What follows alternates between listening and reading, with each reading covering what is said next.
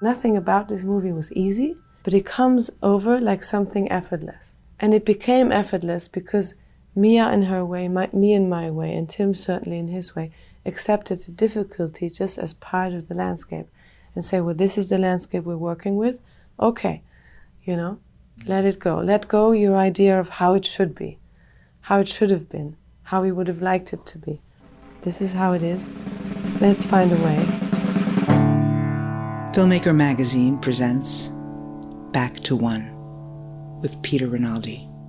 Vicky Krieps is an actor. She sat down with me in New York City to talk about the work.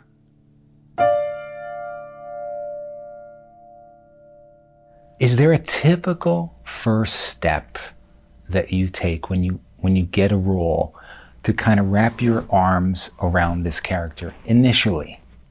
No, there's no way, I think. I mean, at least that's how I feel.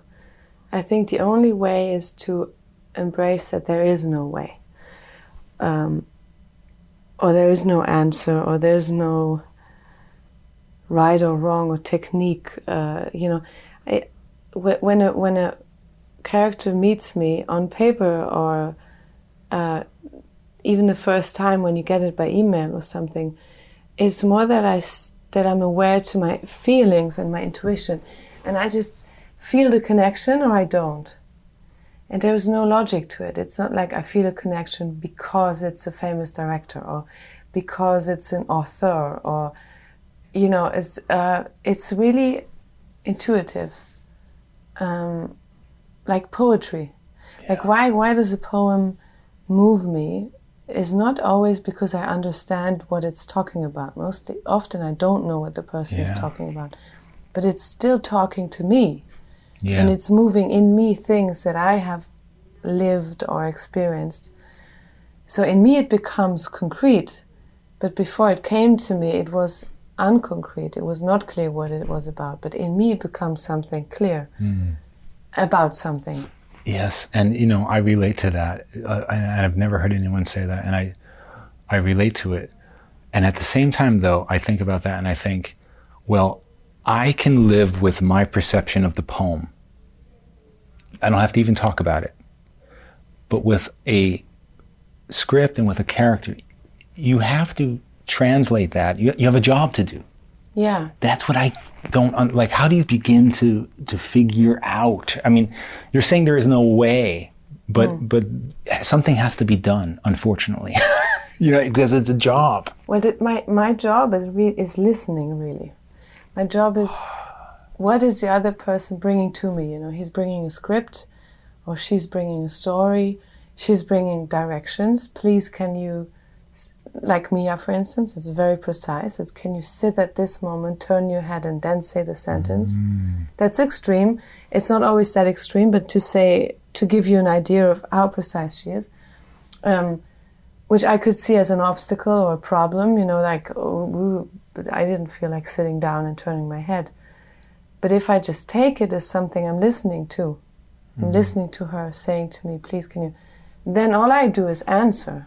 So I take her direction and I let my body answer, or I let my feeling to this movement answer. Or my colleague, when he's talking to me, I try to just really listen to what the guy is saying, or what the woman is saying, and see what it does to me, and then I answer.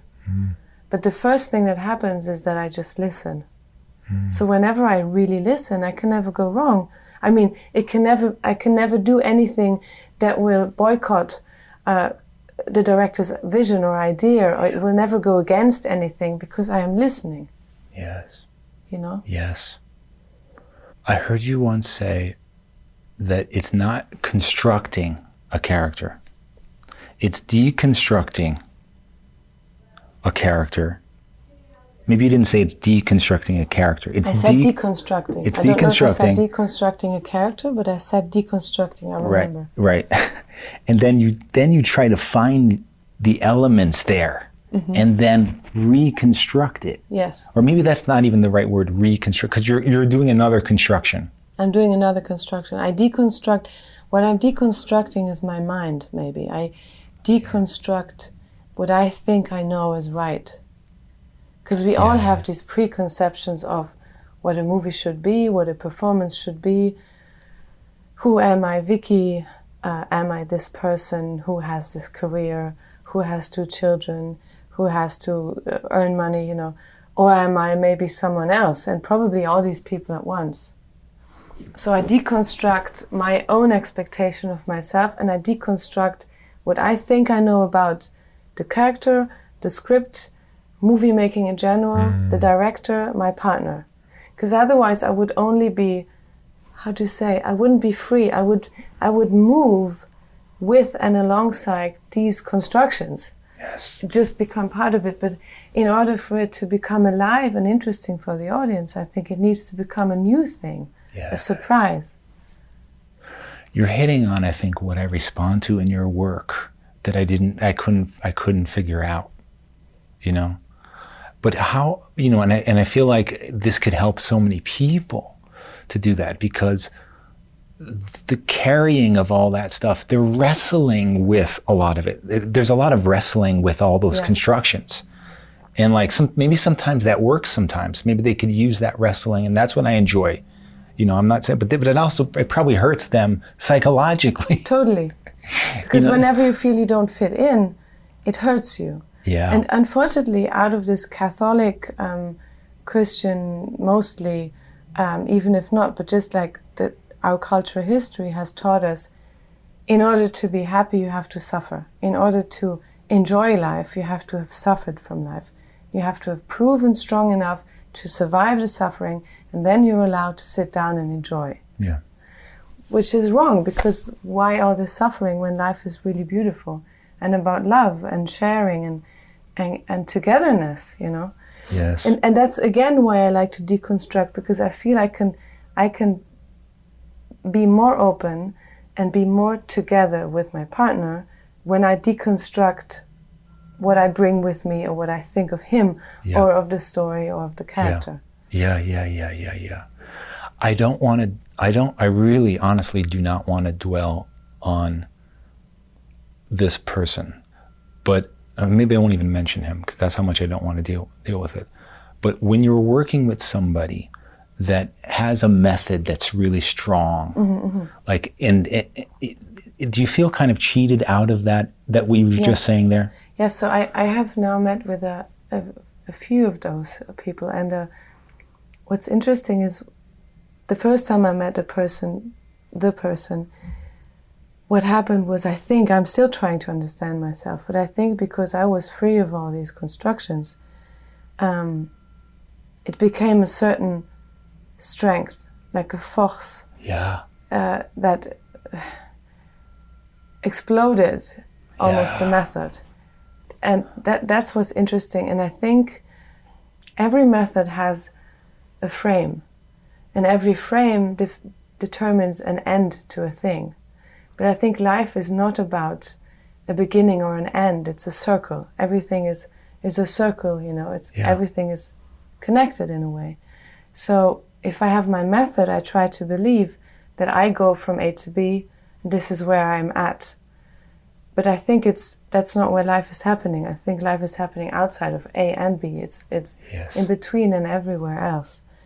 So what I respect about the method is that people have developed these things in order to be concentrated. Because in the life we live, it's very difficult to be truly focused and concentrated, because all these things want to distract us all the time.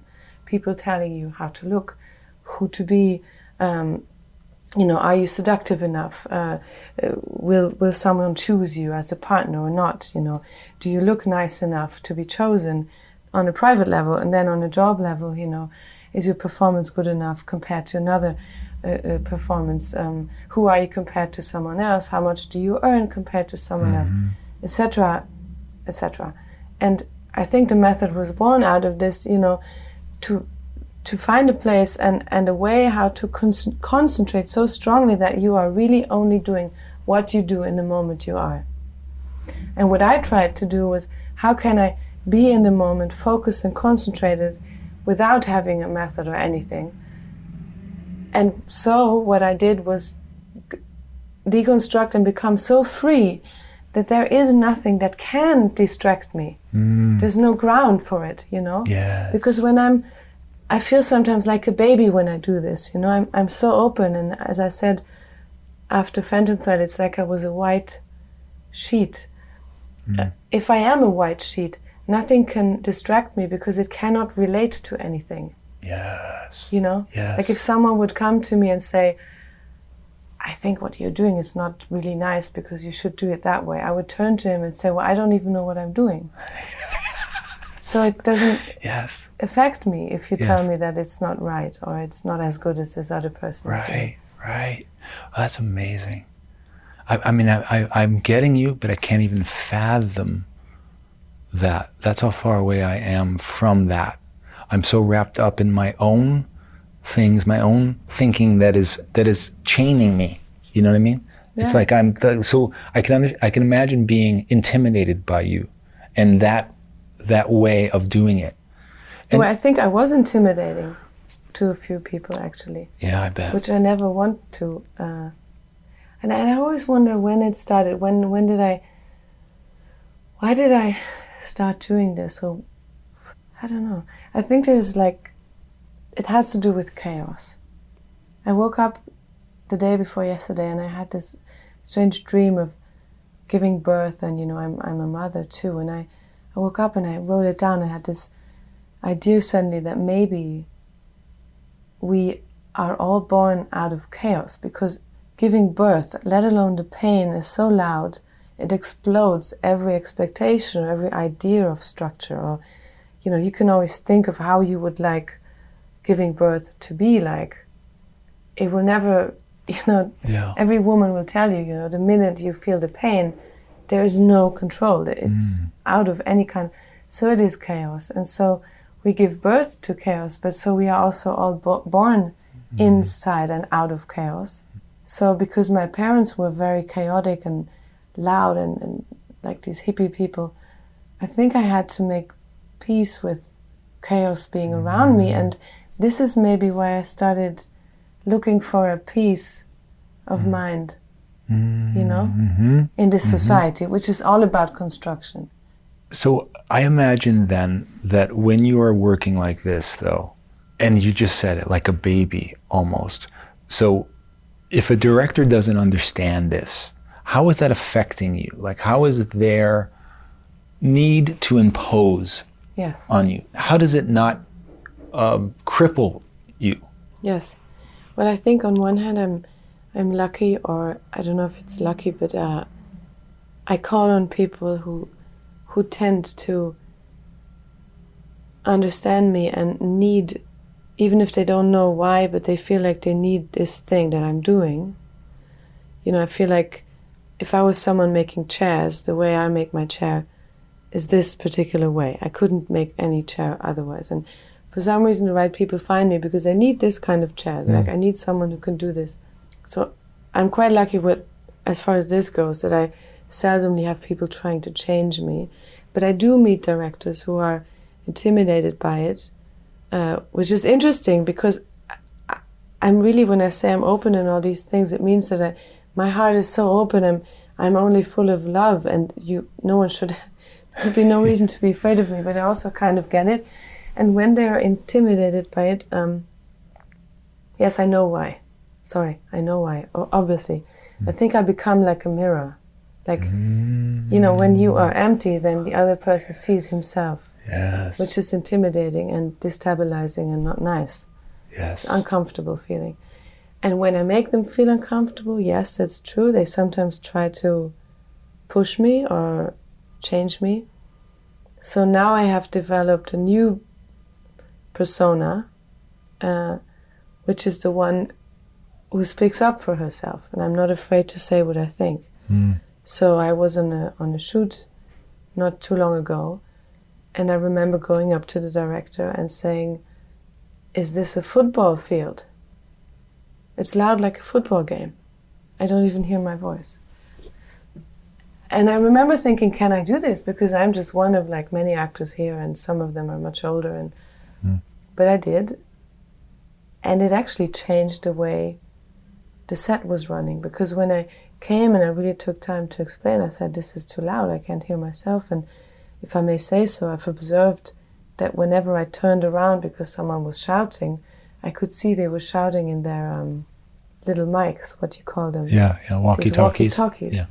And I said, I don't know if I get it wrong, but I thought these things were invented so we can talk, Yes. almost whisper to one another, many people in the room. Yeah. And I put my finger on it, and that was enough. I didn't have to scream, I didn't have to be angry. I just pointed it out, put my finger on the problem, and the next day I came, you could hear a pin drop. Wow. But I didn't use strength or aggressiveness or anything, Yeah. But, I don't know, maybe one day someone will try and hurt me, and I will be without defense, really, except that I always say what I think, and I think maybe it is the best defense, Maybe that's why I'm not scared. Mm. And did Mia understand this process of yours? Because you were just talking about before in the beginning how you're saying precision. It doesn't seem like what you do goes well with somebody needing precision. Exactly. The great thing about this movie is it's written by a woman, but made by two women then, who are connected by their similar, maybe same sense of sensitivity to life, but are very different in their internal energy, I think.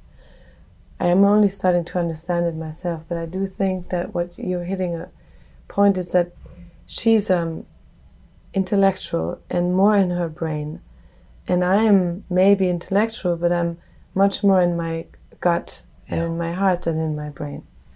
She's also in her heart. So what I did was I met her way of doing, which felt like this very big construction, which could have been a problem because I like to deconstruct and I don't like to follow a construction. But because I like life to be a surprise and I like taking things, that's also a way of deconstructing in a way I realize. It's like when I get an obstacle, and her directing could have been an obstacle that could stop me, but I took it more like a chance to go somewhere new. So because she was a director and I could feel her integrity and I could feel her sensitivity, it didn't come from a place of dictatorship or this is how it's, I took it as a chance to go a place I wouldn't have gone otherwise. And it became very interesting because I remember accepting her telling me where to sit and how to stand. But I needed this freedom and I needed the feeling of that there is no construction, so where I put it was in my voice.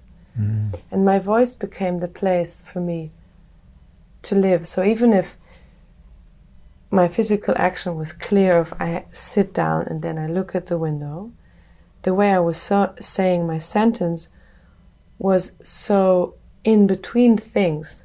Yeah. I got you. I think in the movie I talk really like someone who's in between things. Like someone said to me earlier, it's as if she's not there. Yeah. Until the very last moment where she has a child in her arm. Yeah. And it's true, I have a tone of voice and something about me that it's like as if I was not really there. And I think it's what I used to speak in a way where my sentence is like a poem, as I said, something that is not like a clear question or affirmation or it doesn't have like one direction. It's actually open to more directions, I think. And this is why I've seen this movie twice and I keep thinking, I want to buy the movie and have it on all the time. Because it's so meditative. I don't think about other movies like this. Yeah. And I think that's why what you're just talking about. Yeah. Kind of just having you be there. Yeah. And going through it. Like. Yeah. It's very meditative. Yeah. I realized it too. Yeah.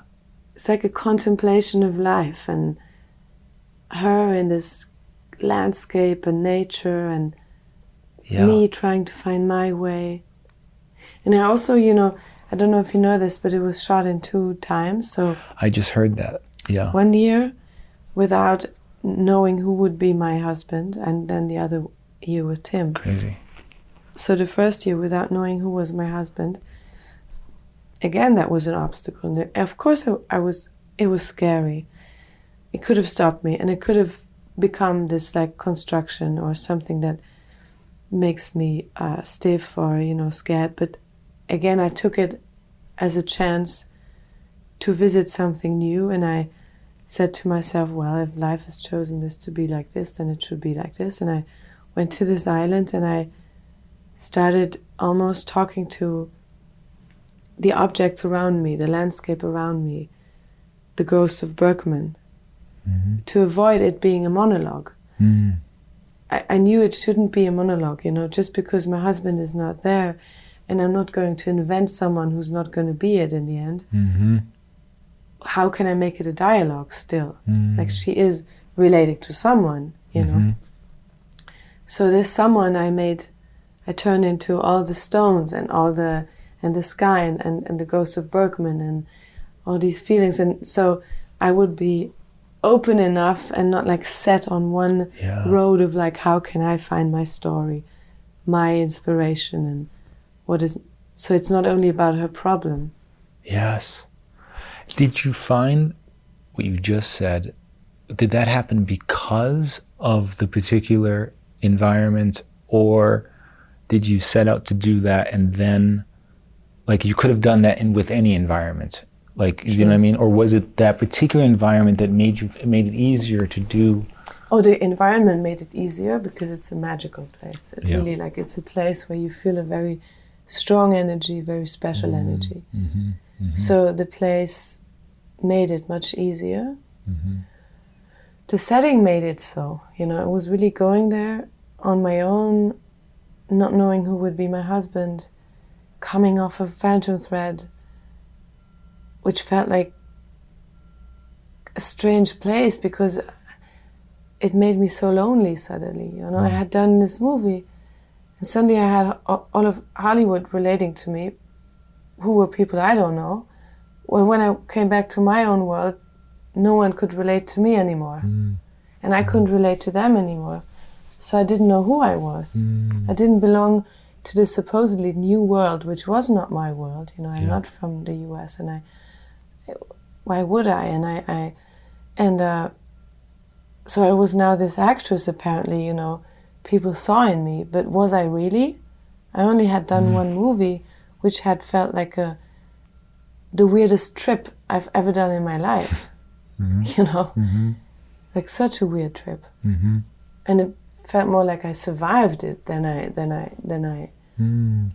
played it, But in the same hand, it was like leaving a love story, and leaving Paul was very heartbreaking in a way. I think I miss him still, because it was such a strong experience, and Paul is he's also someone so open, someone who doesn't live in a place where things have names, And I think we met in the same place. Oh, interesting.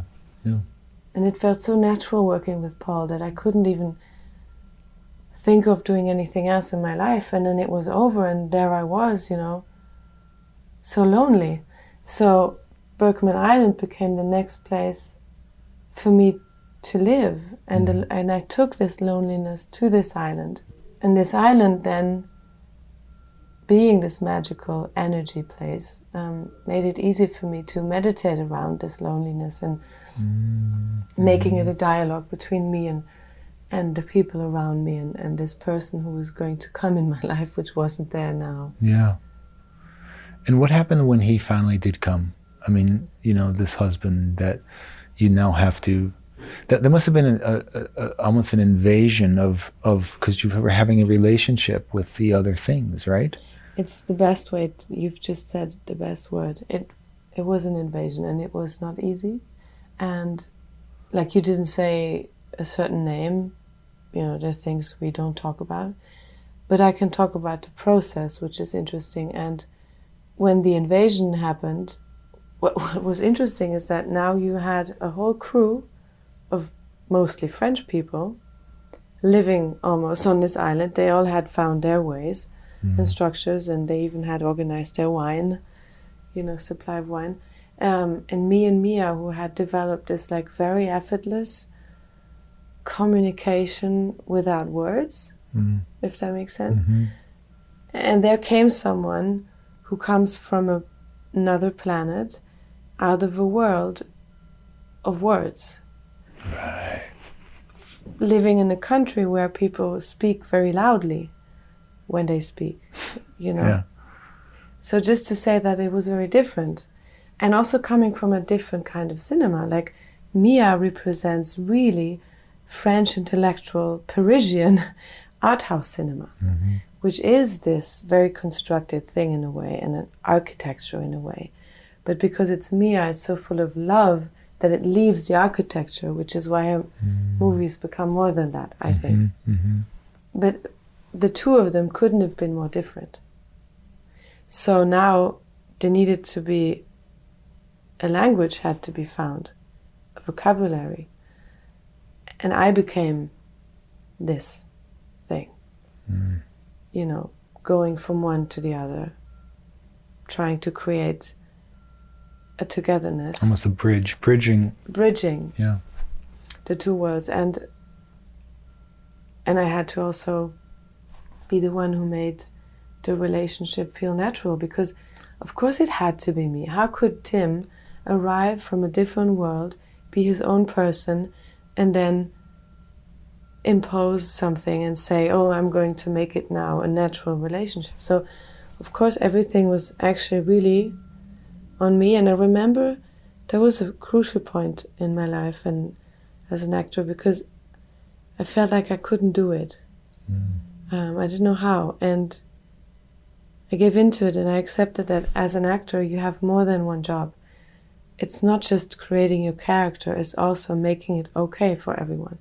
It is also the job of the actor dealing with complicated directors, let's say, or difficult shooting situations. But when I give the energy of it's okay, the whole crew on the ship thinks it's okay, even more than the director, because we are the creatures of the emotions. So if we give everyone the feeling, it's all good.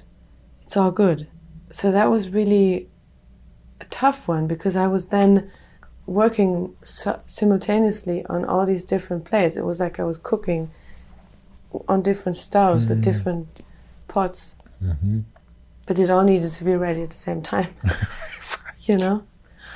So the invasion was really, that's really the way it's to be said. But I think that's why the movie is interesting, because nothing about this movie was easy, but it comes over like something effortless. Yes, it does. Yes. And it became effortless because Mia in her way, me in my way, and Tim certainly in his way, accepted the difficulty just as part of the landscape and say, well, this is the landscape we're working with. Okay, let it go. Let go your idea of how it should be, how it should have been, how we would have liked it to be. This is how it is. Let's find a way. You must have quite a bit of apprehension when you start new projects. But I guess you found the way to make that work for yourself, though, right? Yes. That's what the amazing thing. But that is the leap in the unknown. It's I just accept people watching me fail. Right. I That's the secret. really. I think you hit on it. Yes. Yeah. Keep going, though. I interrupted, but that's it. No, but I think that's it. At one point I just accepted to live in this place where people watch me try and watch me fail and try and catch myself. Like the first scene in Phantom Thread, I was about to fall. I stumble, I'm about to fall, I catch myself. I pass by, I go red in my face because I'm so embarrassed that not only one person, but so many people are going to see me stumble. But I catch myself and I continue. Yeah. And I accept my failing. Yeah. My tripping. It's not just the acceptance of the failure, right? It's the willingness to live there. Yes, it's the willingness to live there and to aushalten, endure it almost. Yes. You know, in some scenes, I feel like when you have like a very strong dialogue and a very emotional or difficult situation with another character, like I had with in Phantom Thread, I feel it's also enduring. Aushalten is the better word. Aushalten means like holding a space. Mm-hmm. Having the courage to hold it, endure it, but really hold that space where you don't know what's coming next. Yes. And you just feel so naked in front of your partner, but also in front of the audience one day and in front of the crew. And because it's this little bit of moment where it's hovering and you don't know who's going to win, who's right or wrong. Like in Phantom Thread, there's this scene which I improvised, you know, where I go, you and your walls, and your people and stuff. That came out of this moment where I just accepted that I was so lost, I didn't know what to do, that I just let it happen. And what happened was I got angry. Yeah. But I also got angry at my partner for all his walls and his preparation and his method and his thing and his people. But that then became the strength of the character. And I think it became my strength, or it is my strength, how I am able to survive in this space of danger. Mm-hmm. So that strength is carrying on, right? I mean, it's still fueling you, surviving that. Yes, totally. So it's what happened here too. I had someone who came from a different planet, who was meeting someone very different, and the two were talking clearly a different language, and they didn't find a way of speaking the same. I became the in-between. So there's one scene where we have a dinner, and it was a complicated day and very tense situation, and I knew I had to find a way to reach my partner. So again, in that case, I choose humor. And there's a joke in the movie where I say, I would like to have so many children if I had the equivalent amount of men. Five men, yeah. That was just to wake him up. That was to get my partner back in the boat. Oh, interesting. You know? Interesting. And I think the only reason I'm strong enough to do these things, and I continue doing them in all of my movies, is because of Phantom Thread. Yeah. Why do I provoke my partner? Why do I not say sometimes what's written in the script? Why do I... There's all these little things, you know. Yeah. In Bergman Island, it's so tiny, it's like minuscule, but if you look at it, you can see it. Like there's so many places where I just decide to do something. And you can tell. Mm-hmm. I just decide making a joke, or I just decide, you know. And I would never have been strong enough to do that if there was no Phantom Thread. Vicky Krieps, please come back on this show. Yes, I will. We did not have enough time today. Yes. Okay? Yes. I'm happy. I can talk about this forever. Back to One is a production of Filmmaker Magazine, which is a publication of The Gotham, formerly IFP. Listen to back episodes of this podcast at filmmakermagazine.com or wherever you get your podcasts.